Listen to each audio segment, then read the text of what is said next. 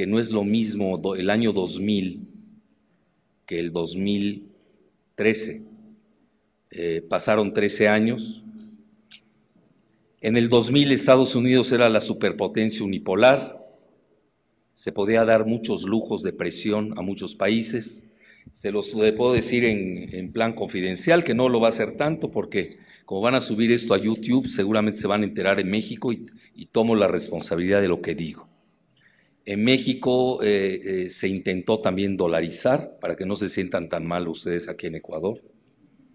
Se intentó, porque era la tónica de dolarizar a toda Latinoamérica, en el marco del ALCA, que fue un fracaso al final de cuentas.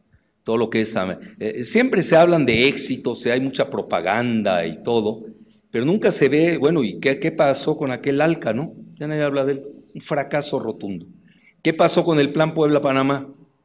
Ya nadie habla de él, otro fracaso rotundo, etcétera. Y la dolarización, nadie lo dice, pero fue un fracaso también rotundo.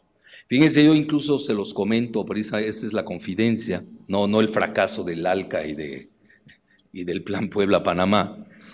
Yo tenía excelentes relaciones con un alto político de quien dependía de cierta manera a nivel popular, en ese momento del partido que gobernaba en mi país, pues la idea de dolarizar o no.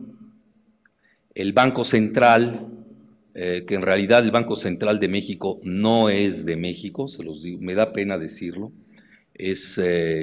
muchas veces lo decimos en broma, pero ya no es ninguna broma.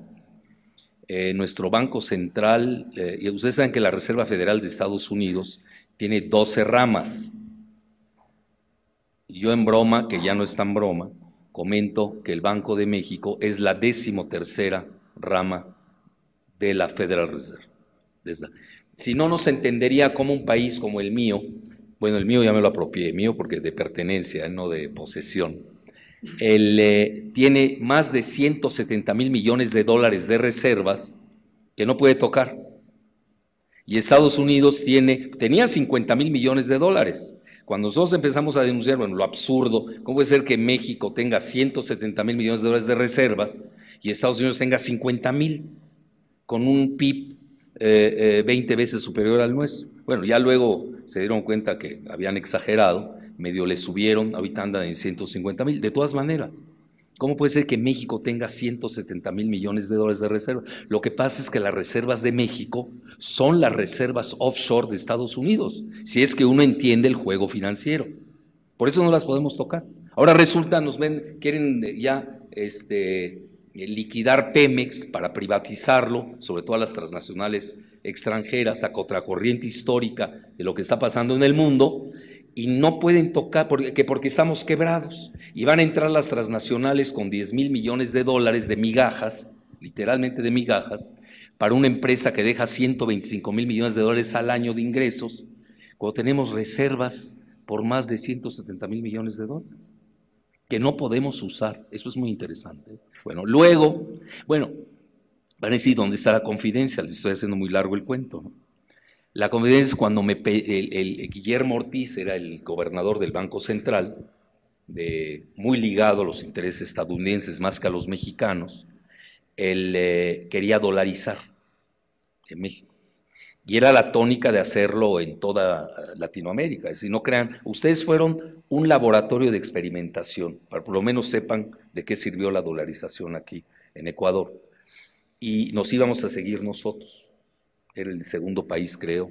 El Salvador también, si no me equivoco. Era una ola de dolarización en toda Latinoamérica. Bueno, ¿por qué? Porque obviamente Estados Unidos, mientras más países tienen dólares, pues más les conviene para sostener esas divisas, ¿no?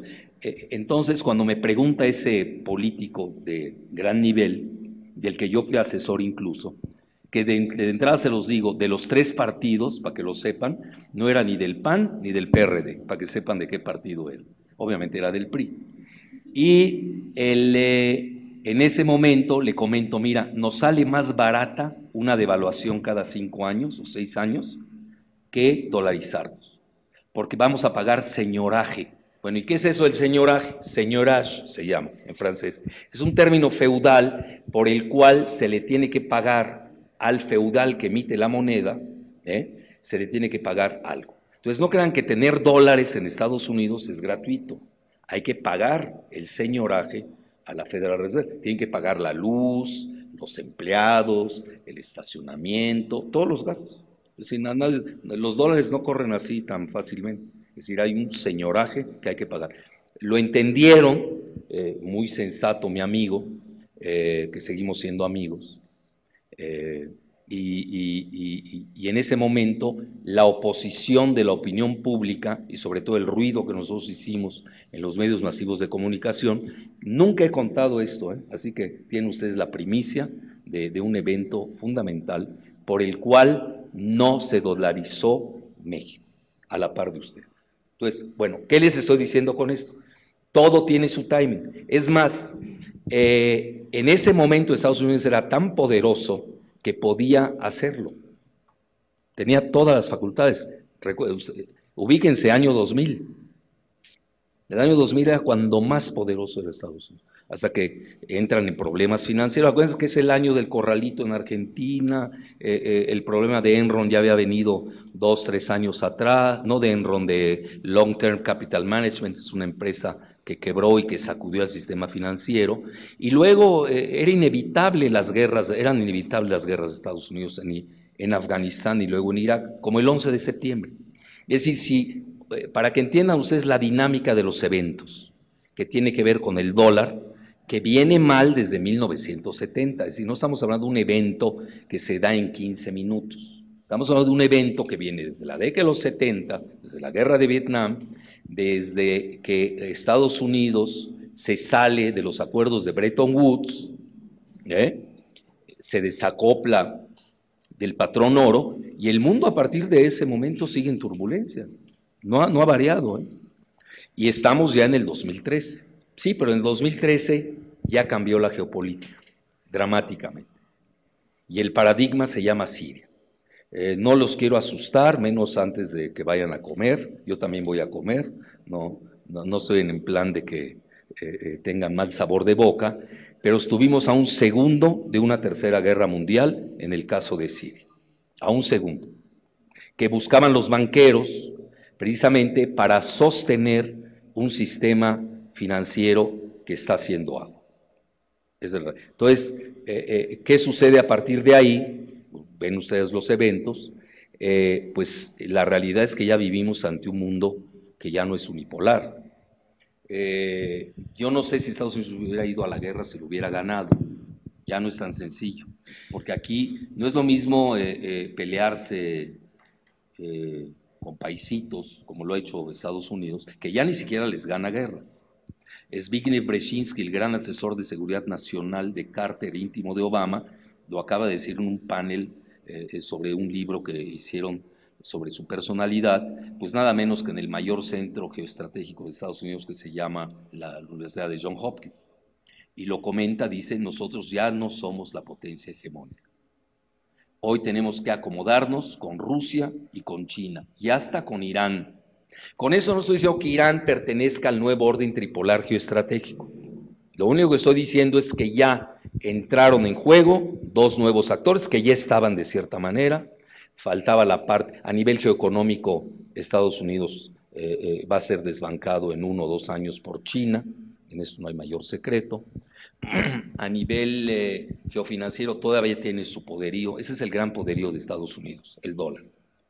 Y va a hacer lo que sea para que no lo desbanquen. Incluso yo les voy a dar ideas, acabo de estar en la Asociación de Bancos de México, un foro muy difícil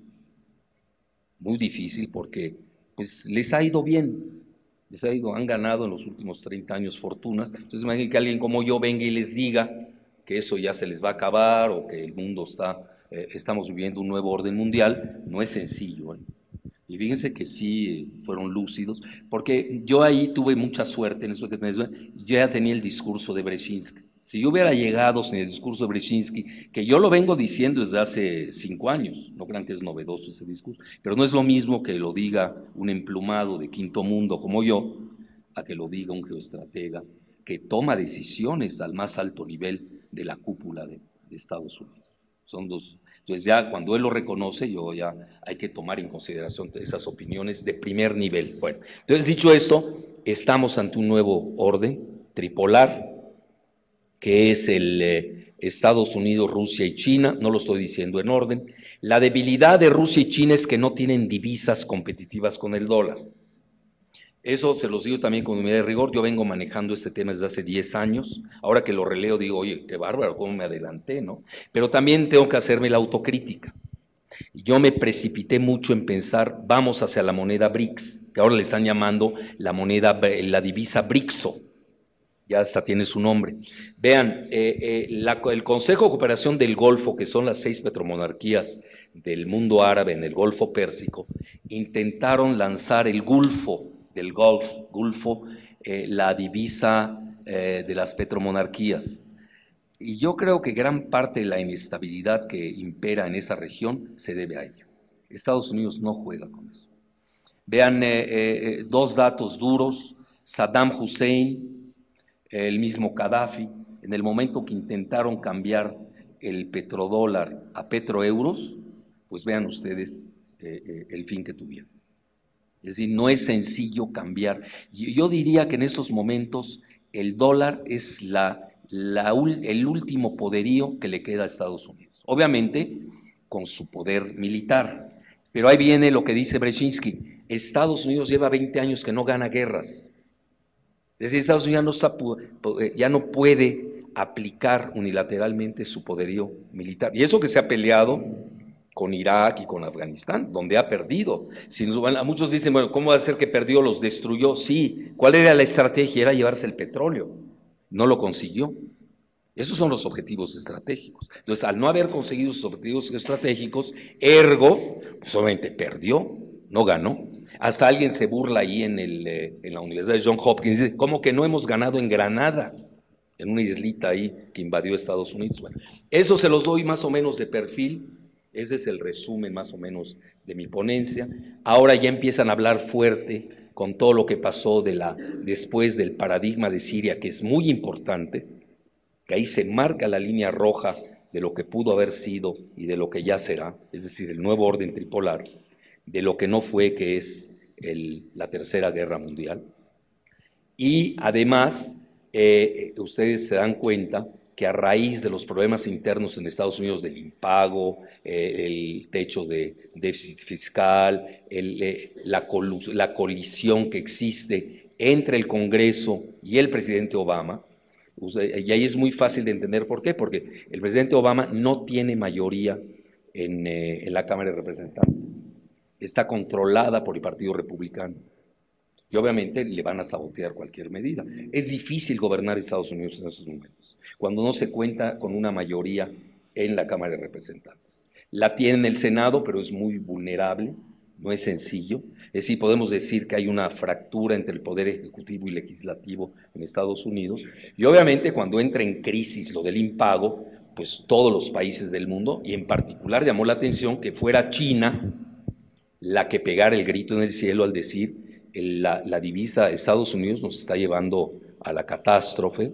¿Qué va a pasar con nuestra tenencia de bonos del tesoro? Ustedes en China tiene la mayor parte de ellas. Es decir, no les voy a decir cosas, ustedes ya saben. Yo lo que intento es traerle cosas muy novedosas, que a partir de esas fechas de las que les estoy haciendo el marco de referencia, han sucedido cosas inéditas. Por ejemplo, la alianza entre Gran Bretaña y China para lanzar el renminbi, que así se le conoce también al yuan, que es la divisa china, en Londres. Yo acabo de estar un mes prácticamente en China, recorrí casi todo el país. Me di cuenta cómo abrieron la plaza de Shanghai como piloto de experimentación financiero, como lo habían hecho a nivel neoliberal en la plaza de Shenzhen, que está precisamente junto a Hong Kong. Me percaté cuál es la potencia financiera de Hong Kong, que ahí manejan su dólar de Hong Kong, por cierto. Es muy interesante eso. Pues los chinos son muy hábiles también. Ellos juegan al gradualismo, ¿no? Saben que el tiempo corre a su favor. A ellos lo que menos les interesa es una guerra. ¿Para qué si están ganando, como diría el célebre Sun Tzu, sin que el gran estratega chino 5 siglos antes de Cristo, van a ganar sin disparar una bala? Ese es el grave peligro que los halcones de Estados Unidos, la bancocracia, es decir, los regímenes que están gobernando la City, ahí en Londres y Wall Street, pues empujen a una aventura militar que no está ganando ya Estados Unidos. Antes Estados Unidos salía de sus problemas económicos con las guerras, incluso se le llamaba guerras económicas. Ahora ni eso, no está dando. ¿Por qué? Porque tiene un boquete de derivados financieros que no saben qué hacer con ellos.